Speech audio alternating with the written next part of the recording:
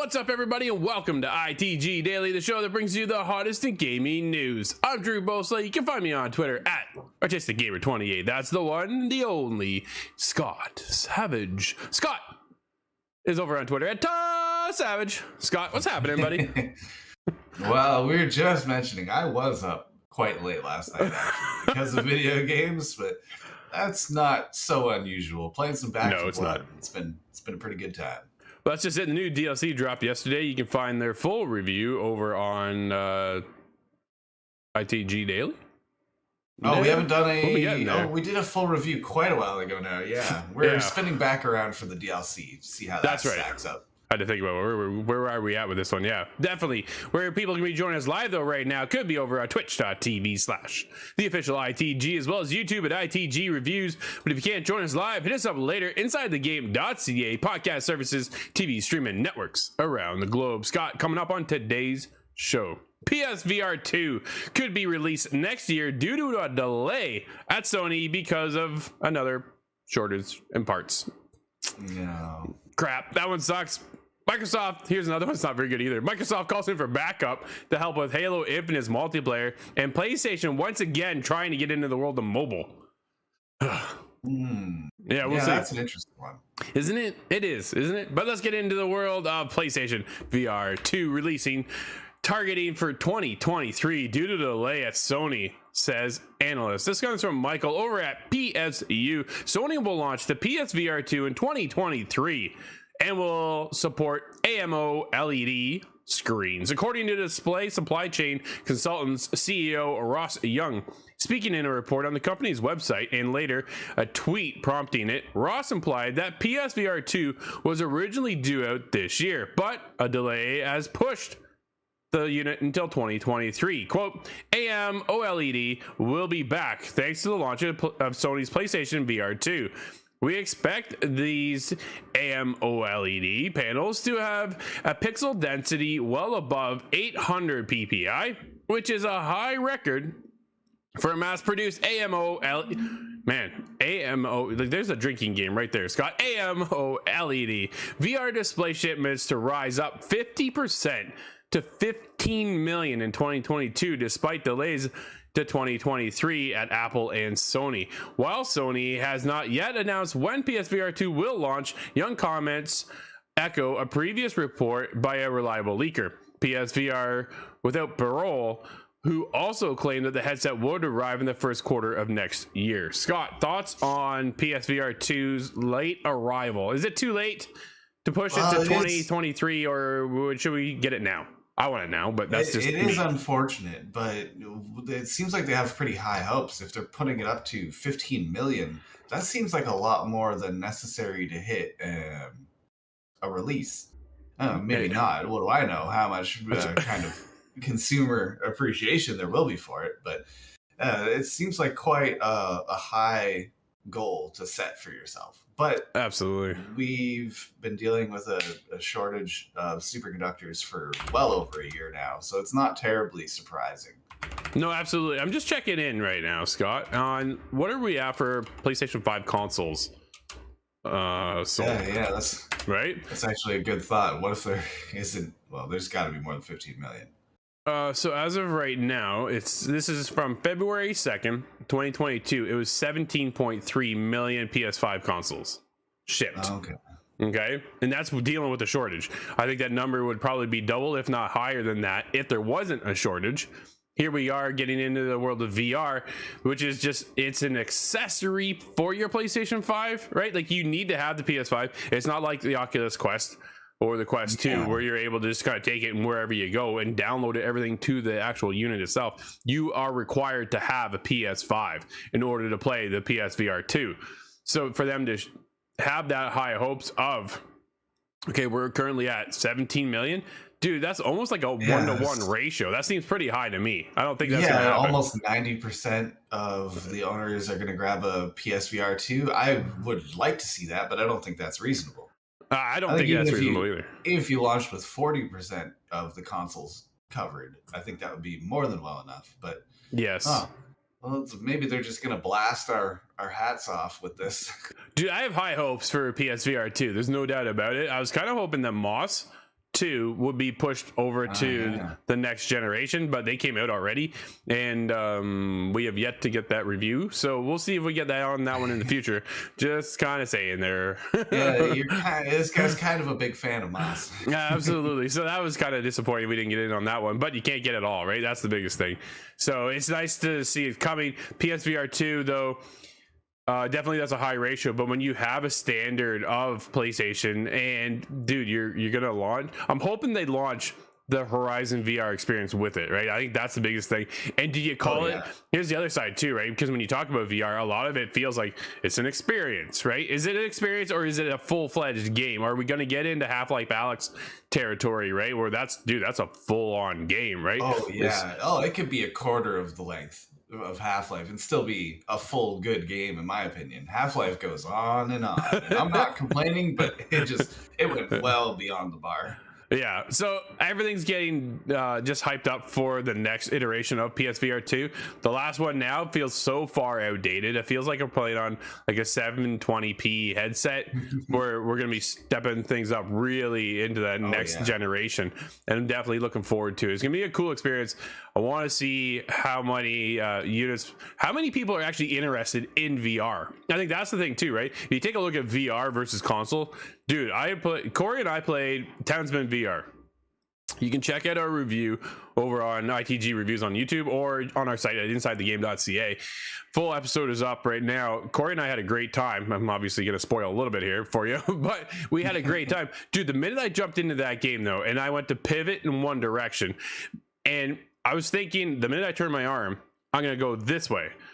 Dude, that did not happen whatsoever. I went the other way. Immediately, motion sickness hit me, right? Yeah. I was done. Like, I was out. That was it. I had to put it down. I went and laid down. Dude, my brain's thinking one thing, and the opposite happened, right? And it just completely threw me off. We have to explore that. Is there any tricks that you've looked for? Like something silly, even put a wet towel on the back of your neck, something silly like that. But it might just be enough to root you to your body. Here's the next thing. Steve and I next week, week after, are going to be reviewing Green Hell VR. So that one's gonna play with your mind. That one, I'm a little nervous. I'm gonna be honest. I'm a little nervous for that one. We'll see how that one goes. But VR is one of those things that they have to, how do you fix all the motion sickness? Now, I heard a little trick, Scott. You asked about that trick. Honestly, eat some candy before you get into VR. Really? It's the sugar apparently that helps kind of relax that a little bit. So, well, yeah, I've tried it a few times. Haven't tried it recently. I should have tried it the other day. We joke about Drew eating too many sour keys and having a stomach ache, but it seems like that might work out in some scenarios. That was a true story. Not advisable, but that one was a true story. I did not feel well after too many sugar keys and some Tim Hortons chili. Yeah, it was chili with the not the right combination. Apparently, I wish I was there, buddy. I would have put one above you. I'm gonna have a McGriddle later. There you go. Yeah, but we'll see if this is a good combination over at Microsoft recruits certain affinity to help with Halo Infinite. Scott, here we go. Halo Infinite was a nigh perfect renewal of the Halo franchise. The game has a fun and expansive campaign, well-tuned multiplayer in a package that harkens back to the Helicon days of Xbox Live and the sound of power shields charging up. It's also been slow to add new content to its excellent but troubled multiplayer mode. But help seems to be on the way in the form of Austin Studio Certain Affinity, which has been hired to assist 343 Industries to, quote, further evolving Halo Infinite, end quote. Scott, I think the biggest thing here is the lackluster speed of content we see to be coming out for Halo Infinite. Yeah. Right? Everybody's just, okay, we're done. Like, now what do? You sit around and wait, right? That's the biggest problem, I think. All I know of is that there's some sort of samurai Hayabusa armor kind of thing going on, plus cat ears, and I don't know if anybody wanted either of those in the game. And I'm not necessarily of the crowd that needs battle pass content and stuff like that, so this isn't really a fix for me. But there is a lot of people getting kind of stalled out in that environment. Absolutely. The news comes via the breakfast of post on the certain affinity site, which notes the studio will be deepening our relationship with 343. Founded in 2006 by Max Haberman, the former multiplayer and online lead of the Halo series itself, Certain Affinity has carved out a niche as a support shop, largely assisting the development of games of Call of Duty and Halo franchises. So they're in good hands. It's nice to see them come over. It's a matter of speeding up content. Dude, we talked about the launch of Halo, right? It was multiplayer first, single player later. We're still waiting on co-op. We're still waiting on Forge mode. And then the multiplayer just seems to be running dry. And that seems to be the biggest issue, right? When you have this service, how do you keep your community invested? The problem is, dude, we are always starving. That's the thing, right? The community is hard to please, man. I have a very easy suggestion. What's that? There are probably 100 maps from past Halo games, and although most of them won't work, some of them will. Sure. And this is the only Halo game, I believe, without Blood Gulch as a map. What's up with that? Well, that'd be a pretty easy solution right there. You know, I think what it is, it's waiting for Forge mode to come around and the community to build that map. I think that's right. That's not a good solution in my opinion. But no, it's definitely not. I get that part. But if they would have launched Forge mode, oh man, we talked about the launch of Halo a lot, especially as lately. But if they would have launched with Forge mode, it would have helped keep that community alive, I think, because then they can go have done some sort of a community week kind of resolution. Absolutely. You can do weekly challenges for your community. There's a lot you can do over there with that Forge mode. If you take a look at Fortnite, right? They have the creative section over there for Fortnite, and there is thousands upon thousands of content in there. I talk to my kids all the time. They're like, what are you playing? Oh, it's something from creative. Something like they don't even play the game half the time. They're in this creative side of it. Yeah, it's weird. It's really weird to see them over on the other side. Playing community created maps or games or this, that, and the other. And that's what Forge mode is supposed to entice, right? If they could have brought that at the forefront, they have the multiplayer, let everybody go play that, and then let the creative people really start getting into Forge and start building up new game modes, new maps, new this, that, the other, returning maps. Like you say Blood Gulch. Where is that one, right? I'm a little worried that might be a negative shift in general, though, like overall, because if you rely on your community to create all these maps and stuff, then what happens in 10 years? Do we reduce down to like a Mario Maker kind of scenario where they don't even bother making a Halo? They just go, you do it. Well, no, I don't think that would be the case. If you take a look at back in the day with Little Big Planet, right? You've had Little Big Planet 2 and 3, and then just a new Little Big Planet hit PS5. So, and that is a thriving community there for building and designing levels and stuff like that. So I think you're able to do both. If you can balance it out properly, I think the idea of having your community create stuff will then allow you to work on the rest of the game and other parts of the game while your community helps kind of keep it alive. I think that's kind of where a lot of it comes from. And if I make will you dive into Forge mode, or would you play it versus actually create anything? Yeah, I don't know if I have too many ideas for creating.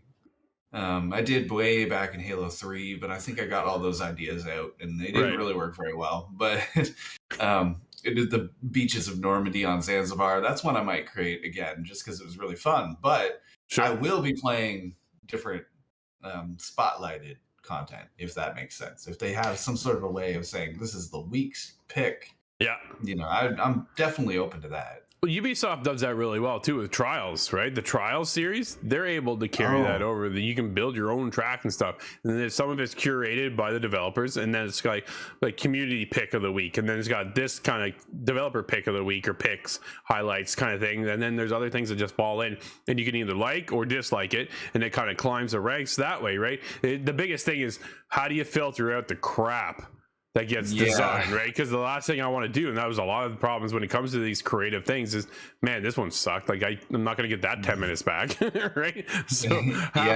playing Little Big Planet with my brother, it was we found a few of those shark maps, and we just played the same ones over and over again. Hysterical. It's funny, but we'll see what's happening over there in the future. Hopefully Certain Affinity can really pick up that game, because we'll be talking. I got a good topic this week for next week's show on Halo. We'll be getting into that discussion. Well, if they do a good job with Halo, how about they pair with DICE, and we'll see what we can put together here. Oh, shots fired. Well, Dice tried to drop their Forge mode, but it didn't really work. No, it did not. That's for sure. Scott, let's move over to PlayStation enters the mobile market once again. This comes from Johnny Vito over at the PSU. Just reminded me of Vita. Rest in peace to my PlayStation Vita. According to a recent Sony, Sony my old manager Vito. Vito, I hope you're doing good, buddy. According to a recent Sony job advertisement, the company is planning its new hire to focus on successfully converting the most popular PlayStation franchises to mobile devices. I don't know if that's really necessary, Scott. You really want Horizon Forbidden West to go to a mobile game? I knew you'd think that one. Is there maybe, absolutely like that's really out there though. To hit that on mobile seems like quite a big hurdle. I would think so, but could you pull over the Uncharted games? They did Uncharted Fortune. Actually, let me do this. Boom. There it is, ladies and gentlemen. Uncharted Fortune trailer for you to check out. If you haven't played that mobile game, that's what they put out. So you played Uncharted. This is not the Uncharted I'm looking to play on my phone. So that's just that's where it takes me, right? This is my fear. Now, granted, Hitman. Dude, they have the Hitman Sniper over on mobile. It is fantastic. It is so good. They came out with the sequel. Yep, they did the Lara Croft Go games. They did Hitman Go games over at Square Enix. Those are great games. If you can do it properly, I think it works. This Uncharted Nintendo just doesn't seem to be. I think Nintendo has a bad example of how to do mobile games. I think there's been one or two that's worked out pretty well, but the Mario Go just didn't click. Didn't really land. Right? No, it didn't really land at all. But the list states that a person will be responsible for forming a development and developing a team to serve as head of the new business unit within the PlayStation Studios. It is a clear indication that Sony intends to be the engineer of many hardware platforms other than its own. It is already doing this on PC, installing PlayStation games for ages like Horizon Zero Dawn, but the same now looks like it will happen on iOS and Android. It paves the way for games featuring God of War, Unbeaten, Our Last. I don't know what is Our Last. Scott, have you even heard of that game? I've never heard of it. And Ratchet and Clank. Dude, that one really kind of threw me off. Names to appear on mobile form for years to come. I can't see Ratchet and Clank coming to mobile. Honestly, if they want to go handheld, dude, bring back the Vita. Give us a Vita 2. That's what I want. I agree with you on that. I think that's much safer of an idea. And if you're going to be committed to playing Sony games mobile, I think that makes sense. It's just like a Switch. I don't think you could run Switch programs on your phone. It would not work. No, and they're getting into cloud streaming and all this other stuff, right? If you're able to tie the two platforms together. Oh, yeah. So maybe that's what they're looking at, if they can do it in that sense, or they're going to start making some of these AR games and things like that. They're big franchises. Nintendo kind of laid the groundwork, I think, with Miitomo, and that was an awful failure. But this is PlayStation challenging the Xbox Play Anywhere. Yeah. Yeah, I think you're right. My fear is, like, what kind of game are we going to get? If you're taking the beloved Aloy from Horizon, what are you putting her in? You know what I mean? Like, are we going to get something solid? Hopefully that is the case. So I said there's great properties out there. I want something not so serious, even if it's like a Chibi Robo or... Sure. I'm struggling to remember some of the PlayStation... what was the one that launched with PS5? It went back and showed you a bunch of different items from the PlayStation timeline. Do you remember the one I'm talking about? It's the Astrobot game. Astrobot, that's it, yeah. Something, kind of lighthearted, more platformy, that could work. You can do Little Big Planet. Like, honestly, Little Big Planet, I think, would fit that platform really well if they have that opportunity. I don't know. We'll see what happens when it comes to this. Scott, the next game... I took a look at this next game will definitely not be appearing on any cell phone. No, this is a new title. Scott, why don't you take this one away?